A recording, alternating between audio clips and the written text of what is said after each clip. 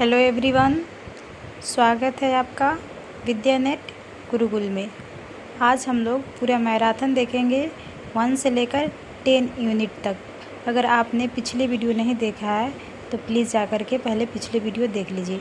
उसमें मैंने पूरे कालक्रम के हिसाब से बताया है, लेखक का कालक्रम, उसके बाद जो रचनाएं हमारे टेक्स्ट में लगी हुई है उसका कालक्रम, सब एक कालक्रम से आपको वहाँ पे मिल जाएगा।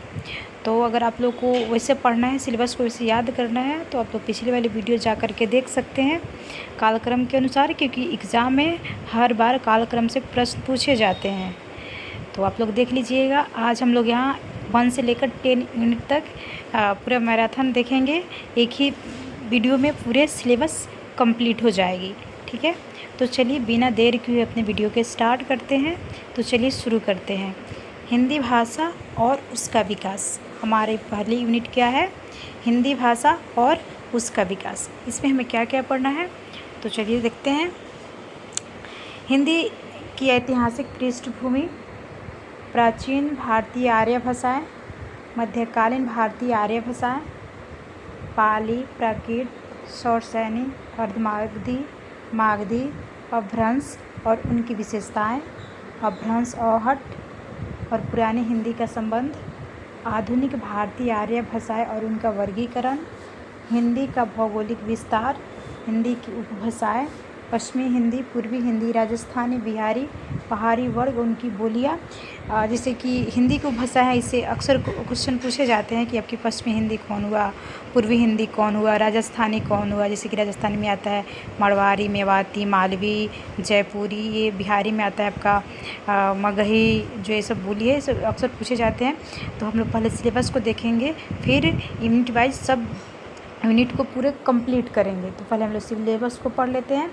खड़ी बोली, ब्रज भाषा और अवधि की विशेषताएं, हिंदी के विविध रूप, हिंदी, उर्दू, दक्खनी, हिंदुस्तानी, हिंदी भाषा का भाषिक स्वरूप, हिंदी की स्वनिम व्यवस्था, खंडे और खंडेतर, हिंदी ध्वनियों के वर्गीकरण का आधार, हिंदी शब्द रचना, उपसर्ग, प्रत्यय, समास, हिंदी रूप की रचना, लिंग, वचन, कारक व्यवस्था के संदर्भ में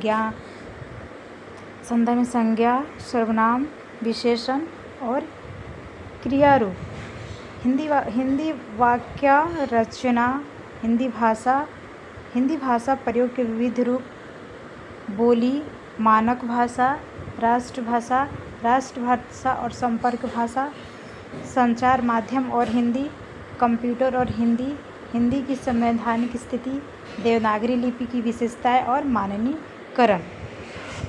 इतना हमें पढ़ना है। आगे देखते हैं यूनिट 2। यूनिट्स 2 में हमें क्या पढ़ना है? हिंदी साहित्य का इतिहास पढ़ना है हमें यूनिट 2 में हिंदी साहित्य का इतिहास पढ़ना है, जिसमें हमें क्या क्या पढ़ना है? हिंदी साहित्य इतिहास दर्शन, हिंदी साहित्य के इतिहास की लेखन पद्धतियाँ, हिंदी साहित्य का काल विभाजन, नामकरण, आदिकाल की विशेषताएं, उनकी साहित्य प्रवृत्तियाँ, रासो साहित्य, आदिकालीन हिंदी का जैन साहित्य, सिद्धनाथ साहित्य, अमीर खुसरो की हिंदी कविता, विद्यापति और उनकी पदावली, लौकिक साहित्य। इतना पढ़ना है। फिर आते हैं उसके बाद भक्ति काल में हमें क्या क्या पढ़ना है? भक्ति आंदोलन के उदय के सामाजिक सांस्कृतिक कारण क्या क्या हैं? भक्ति आंदोलन का अखिल भारतीय स्वरूप और उसका अंतः प्रादेशिक वैशिष्ट्य, भक्ति काव्य की सामाजिक सांस्कृतिक पृष्ठभूमि, अलवार संत, भक्ति काव्य के प्रमुख संप्रदाय और उनके वैचारिक आधार, निर्गुण सगुण कवि और उनका काव्य। फिर आते हैं रीतिकाल में। रीतिकाल में हमें क्या क्या पढ़ना है? सामाजिक सांस्कृतिक पृष्ठभूमि रीतिकाल की प्रमुख प्रवृत्तियाँ, रीतिबद्ध, रीतिसिद्ध, रीतिमुक्त, रीति कवियों की आचार्यत्व, रीतिकाल के प्रमुख कवि और उनका काव्य। फिर आते हैं आधुनिक काल में। आधुनिक काल में हमें क्या क्या पढ़ना है? हिंदी गद्य का उद्भव और विकास, भारतेंदु पूर्व हिंदी गद्य, 1857 की क्रांति और सांस्कृतिक पुनर्जागरण, भारतेंदु और उनका युग, पत्रकारिता का आरंभ और 19वीं शताब्दी की हिंदी पत्रकारिता, आधुनिकता की अवधारणा, द्विवेदी युग में हमें क्या पढ़ना है? महावीर प्रसाद द्विवेदी, उनका युग। हिंदी नवजागरण और सरस्वती राष्ट्रीय काव्य के प्रमुख कवि। स्वच्छंदतावाद, उनके प्रमुख कवि। छायावाद में पढ़ना है, छायावादी काव्य की विशेषताएं। छायावाद के प्रमुख कवि। प्रगतिवाद की अवधारणा, प्रगति काव्य और उनके प्रमुख कवि। प्रयोगवाद, नई कविता, नई कविता के कवि। समकालीन कविता यानी 2000 तक, समकालीन साहित्य, पत्रकारिता। अब आइए हम लोग देखते हैं हिंदी साहित्य की गद्य में क्या क्या पढ़ना है। हिंदी साहित्य गद्य में पढ़ना है हिंदी उपन्यास, भारतीय उपन्यास की अवधारणा, भारतीय उपन्यास की क्या अवधारणा रही है उसे हमें जानना है। प्रेमचंद्र पूर्व उपन्यास, प्रेमचंद्र और उनका युग, यानी प्रेमचंद्र से पहले की उपन्यास किस प्रकार की थी, प्रेमचंद्र युग में किस प्रकार की उपन्यास लिखे जाने लगी और उसके बाद किस प्रकार की उपन्यास लिखे जाने लगी। प्रेमचंद परिवर्ती उपन्यासकार कौन कौन से हैं। अब हिंदी कहानी में हमें क्या पढ़ना है? हिंदी कहानी का उद्भव और विकास, 20वीं सदी में हिंदी कहानी और उनकी प्रमुख कहानी, आंदोलन एवं कहानीकार। हिंदी नाटक में हमें क्या पढ़ना है?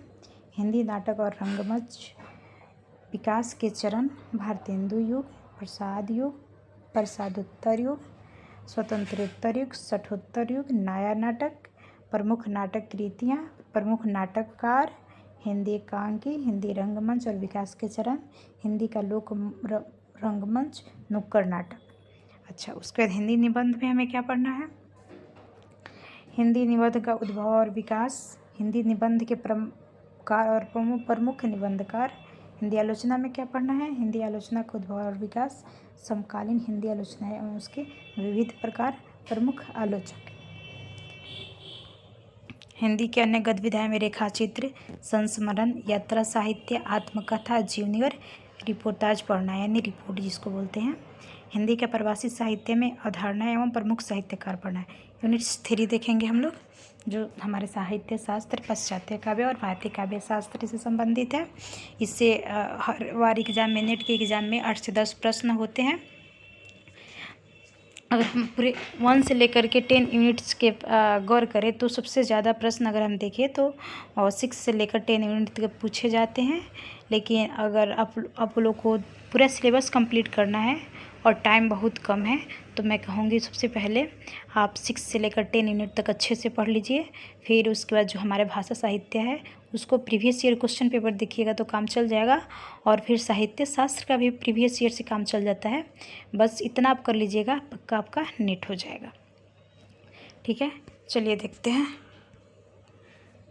साहित्य शास्त्र, काव्य के लक्षण क्या क्या होते हैं, काव्य हेतु यानी काव्य का कारण क्या है, काव्य प्रयोजन, प्रमुख इसके संप्रदाय और सिद्धांत है कौन कौन है काव्य के साहित्य शास्त्र के, रस, अलंकार, रीति, ध्वनि, वक्रोक्ति, औचित्य। जैसे कि रस के भरत मुनि हैं, ध्वनि के आनंदवर्धन हो जाएंगे, रस निष्पत्ति और साधारणीकरण, शब्द शक्ति, काव्य गुण, काव्य दोष यानी काव्य के क्या गुण होने चाहिए, काव्य का क्या दोष होता है, शब्द शक्ति। प्लेटो के काव्य सिद्धांत, याज्ञ पाश्चात्य में, अरस्तु का अनुकरण सिद्धांत, त्रास्ती विवेचन और विरेचन सिद्धांत। पूछ देता है कि त्रास्ती सिद्धांत किसने दिया है, अरस्तु, तो हमें सिलेबस याद रहेगा तब तो हम क्वेश्चन बना पाएंगे वहाँ पे। अरस्तु ने का 3 सिद्धांत, अनुकरण सिद्धांत, त्रास्ती विवेचन, विरेचन सिद्धांत।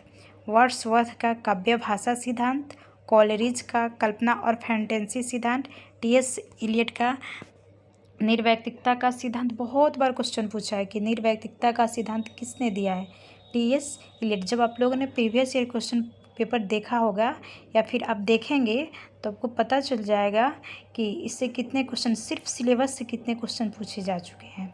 आपसे पूछ देगा कि परंपरा की अवधारणा किस पाश्चात्य काव्य शास्त्र ने दिया था, तो टी.एस. इलियट ने। निर्वैयक्तिकता का सिद्धांत किसका है, टी.एस. इलियट का है। आइए रिचर्ड्स का है मूल्य सिद्धांत, संप्रेषण सिद्धांत, काव्य भाषा सिद्धांत और रूसी रूपवाद। नई समीक्षा, मिथक, फंतासी, कल्पना, प्रतिम और बिंब। ये हमारा हो गया साहित्य शास्त्र, जिसमें हमें भारतीय काव्य शास्त्र को पढ़ना है और पाश्चात्य काव्य शास्त्र को पढ़ना है। भारतीय काव्य शास्त्र में मुख्य रूप से हम लोग भरतमुनि, दंडी, उद्भट, आनंदवर्धन, रुद्रट, मम्मट इन लोगों को पढ़ते हैं। और पाश्चात्य काव्य शास्त्र में जो हमारे पाठ्यक्रम में लगे हुए हैं उनको विशेष रूप से पढ़ते हैं। चलिए अब आगे यूनिट्स देखते हैं। आगे यूनिट्स है हमारा 4, जिसमें है वैचारिक पृष्ठभूमि। इसमें क्या क्या पढ़ना है? भारतीय नवजागरण और स्वाधीनता आंदोलन की चुनौती। वैचारिक पृष्ठभूमि क्या है? भारतीय नवजागरण और स्वाधीनता आंदोलन की वैचारिक पृष्ठभूमि। हिंदी नवजागरण, खड़ी बोली आंदोलन, फोर्ट विलियम कॉलेज, भारतेंदु और हिंदी नवजागरण, महावीर प्रसाद द्विवेदी और हिंदी नवजागरण, गांधीवादी दर्शन, अम्बेडकर दर्शन, लोहिया दर्शन, मार्क्सवाद, मनोविश्लेषणवाद, अस्तित्ववाद, उत्तर आधुनिकतावाद, अस्मितामूलक विमर्श, जैसे कि दलित, स्त्री, आदिवासी, अल्पसंख्यक आदि हमें पढ़ना है। दलित विमर्श पढ़ना है, स्त्री विमर्श, आदिवासी विमर्श, अल्पसंख्यक विमर्श। यूनिट्स 5 देखते हैं जो हमारी कविता है, हिंदी कविता की है। यूनिट्स 5 कौन कौन से कविता हमारे पाठ्यक्रम में लगे हुए हैं? पृथ्वीराज रासो का रेवा तट लगा हुआ है, जो 29वां सर्ग है रेवा तट, उसे हमें पढ़ना है। इसके राइटर कौन है? चंद्रवरदाई है। इसे पढ़ना है। अमीर खुसरो की पहेलियाँ और मुकरिया है। विद्यापति की पदावली डॉक्टर नरेंद्र झा द्वारा संपादित जो पुस्तक है उसे पढ़ना है। पद संख्या 1 से लेकर के 25 तक। कबीर का हजारी प्रसाद द्विवेदी द्वारा लिखित है। इतना पद संख्या जो 160 से 209 तक है उसे पढ़ना है। जायसी ग्रंथावली का रामचंद्र शुक्ल द्वारा रचित जायसी ग्रंथावली का नागमती व्यू खंडी पढ़ना है बस। फिर उसके बाद सूरदास का भ्रमर गीत सार पढ़ना है। तुलसीदास के रामचरित मानस उत्तरकांड, बिहारी सतसई का दोहा, घनानंद कवित का कवित संख्या, मीरा की अयोध्या से उपाध्याय के प्रिय प्रवास पढ़ना है। मैथिली शरण गुप्त के भारत भारती साकेत का 9वां सर्ग। उसके बाद हम देखते हैं जयशंकर प्रसाद की कमायनी। कमायनी बहुत ही अच्छी कविता है। जयशंकर प्रसाद की आंसू और कमायनी पढ़ना है। कमायनी में कौन कौन सा सर्ग पढ़ना है? श्रद्धा सर्ग, लज्जा सर्ग और ईड़ा सर्ग। इसमें कुल कितने सर्ग है? 15 सर्ग है, जिसमें हमें 3 सर्ग पढ़ना है। श्रद्धा, लज्जा, ईड़ा। निराला की कविताएं लगी हुई हैं। जूही की कली, जागो फिर एक बार, सरोज स्मृति। सरोज स्मृति बहुत ही बढ़िया कविता है इनका। राम की शक्ति पूजा, कुकुरमुता, बांधो न नाव ठाव बंधु। जो सूरज स्मृति अपनी बेटी पे ही लिखे हुए हैं, बहुत ही बढ़िया कविता है। सुमित्रा नंदन पंत जी का है परिवर्तन, प्रथम रश्मि। महादेवी वर्मा जी का है बीन भी हूँ मैं तुम्हारी रागिनी भी हूँ, मैं निर्भरी दुख की बद्दी, फिर विकल है प्राण मेरे, यह मंदिर का दीप इसे निरल जलने दो, द्रुद्र झरो जगर जीन के जीर्ण पत्र। रामधारी सिंह दिनकर जी का है उर्वशी और रश्मि रथी। उर्वशी का तृतीय अंक पढ़ना है हम लोग को। नागार्जुन का है कालिदास, बादल को घिरते देखा, आकाश और उसके बाद खुरदरे पैर, शासन की बंदूक मनुष्य हूँ। हजारी सच्चिदानंद हीरानंद वत्सय अज्ञे, सच्चिदानंद हीरानंद वत्सय अज्ञे का पढ़ना है। कालगी बाजरे की, यह दीप अकेला, हरी घास पर छन भर, असाध्या वीणा कितनी नावों में कितनी बार। भवानी प्रसाद मिश्र जी का पढ़ना है गीत फरोश। गीत फरोश बहुत ही अच्छा कविता है, बहुत अच्छा। हमें सबसे ज़्यादा पसंद गीत। मुक्ति बोध जी का है भूल गलती, ब्रह्म राक्षस अंधेरे में।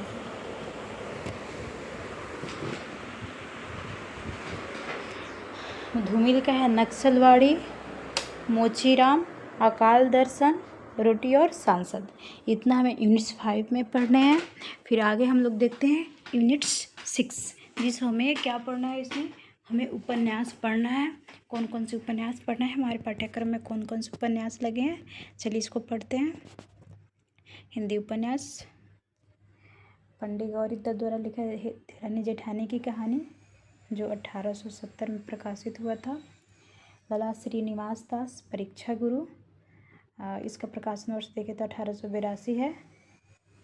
और प्रेमचंद का गोदान 1936, शेखर एक जीवनी, भागवान पढ़ना है 1941, हजारी प्रसाद द्विवेदी, बानभट्ट की आत्मकथा 1946, इसका प्रकाशन वर्ष है। फिर आगे हम देखते हैं फणीश्वर नाथ रेणु जी का है मैला आंचल 1954, यशपाल जी का है झूठा सच जो 1960 है, अमृतलाल नागर जी का है मानस का हंस। भीष्म साहनी का तमस 1973, मानस का हंस 1972। श्रीलाल शुक्ल का है राग दरबारी। कृष्णा सोबती का जिंदगी नामा। मनु भंडारी जी का है आपका बंटी 1971। जगदीश चंद्र का धरती धन्ना अपना। तो फणेश्वर नाथ रेणु जी का मैला आंचल। यशपाल का झूठा सच। अमृतलाल नागर का मानस का हंस। भीष्म साहनी का तमस। श्रीलाल शुक्ल राग दरबारी। कृष्णा सोबती जिंदगी नामा। मन्नू भंडारी आपका बंटी बहुत अच्छा उपन्यास है। जगदीश चंद्र धरती धन्ना अपना। अब हम लोग आगे यूनिट्स 7 देखते हैं। यूनिट 7 में हमारी कहानी लगी हुई है। हमें कुल 21 कहानियाँ पढ़नी है। देखिए कौन कौन सी कहानी लगी हुई है हमारे पाठ्यक्रम में। राजेंद्र बाला घोष, जिसे बंग महिला के नाम से जाना जाता है, इनकी 2 कहानियाँ लगी हुई है, चंद्रदेव से मेरी बातें और एक दुलाई वाली। माधवराव सप्रे जी की एक कहानी लगी हुई है, एक टोकरी भर मिट्टी। सुभद्रा कुमारी चौहान की राही। प्रेमचंद की 2 कहानियाँ लगी हुई है, ईदगाह, दुनिया का अनमोल रतन। राधिका रमन प्रसाद सिंह जी का है कानों में कंगना। चंद्रधर शर्मा गुलेरी जी का है उसने कहा था। जयशंकर प्रसाद का आकाशदीप। जैनेन्द्र का अपना अपना भाग्य। फणेश्वर नाथ रेणु का तीसरी कसम। लालपानी की बेगम, इनकी भी 2 कहानियाँ लगी हुई हैं। अज्ञे जी का गैंग्रीन, जिससे रोज भी पहले रोज नाम से जाना जाता था इस कहानी को।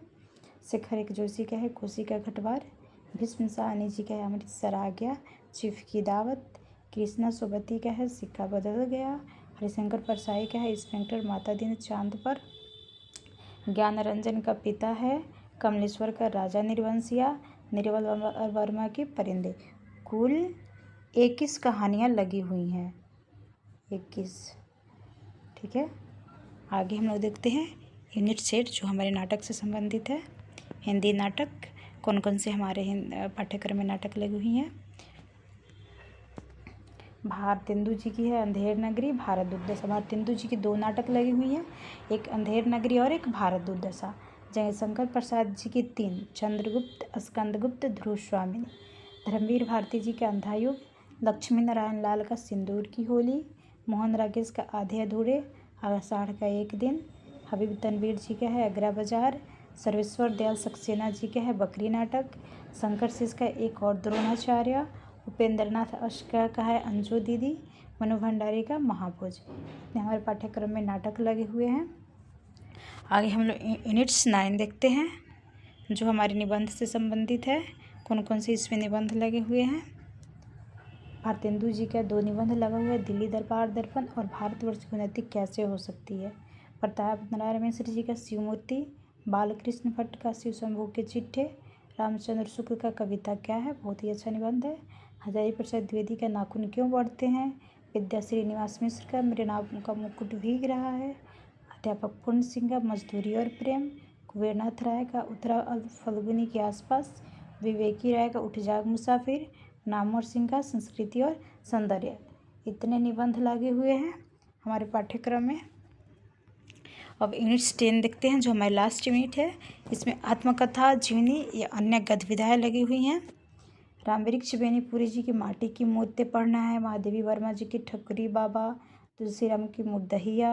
सुरानी देवी के प्रेमचंद घर में। प्रेमचंद की पत्नी है सुरानी देवी जो प्रेमचंद का जीवनी लिखी है प्रेमचंद घर में।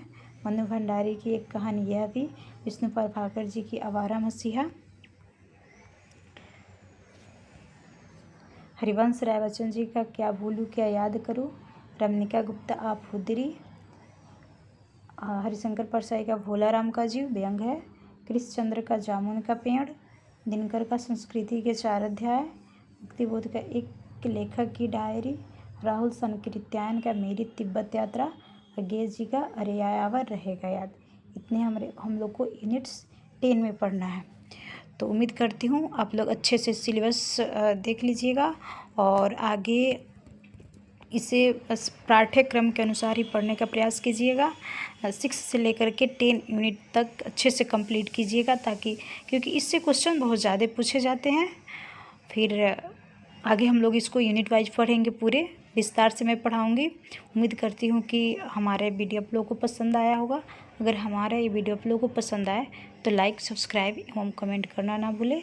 कमेंट में हमें ज़रूर बताएं कि आगे आप लोग कौन सा यूनिट पढ़ना चाहते हैं। तो चलिए अब हम लोग इसे समाप्त करते हैं। धन्यवाद।